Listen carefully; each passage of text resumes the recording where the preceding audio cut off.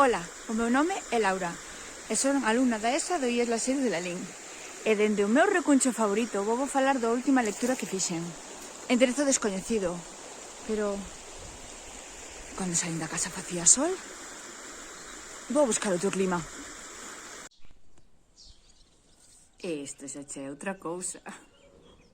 Bueno, como vos estaba a comentar, este libro é de Christman Taylor. Desenvólvese mediante o intercambio de correspondencia nos anos 1932 e 1934. Trata de dous amigos e socios dunha galería de arte. Un deles, Martin, tivo que marchar para Alemanha, quedando o outro aquí, en California, chamado Max. Este é xudeu. E xa veredes por que vos digo isto, é superimportante. Nas primeiras cartas, todo era expresar a verdadeira e maravillosa amizade entre eles. Pero a medida que van transcurrindo as novas, contémplase un cambio en Martin, polo pobo xudeu.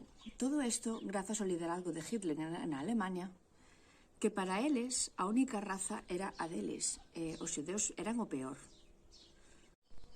Max, cada vez máis preocupado pola eminente ruptura que iban ter esa amizade, pero sobre todo por Sophie Malgrisel, que era actriz, e actuaba en Viena e ibase trasladar a Berlín, cousa que ninguén lle aconsellaba polo movimento nazi.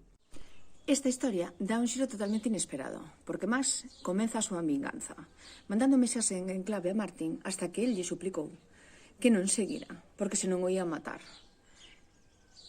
Max segueu, ca terrible consecuencia que a última mensaxe de Martin foi enderezo descoñecido.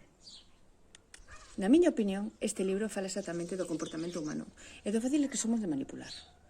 Tanto é así que podemos cambiar radicalmente de opinión, ideoloxía, etc. Recomendo moitísimo, por os amantes da historia como a min. É fácil de leer, moi breve e é super interesante. Animádevos. Un saúdo e ata pronto.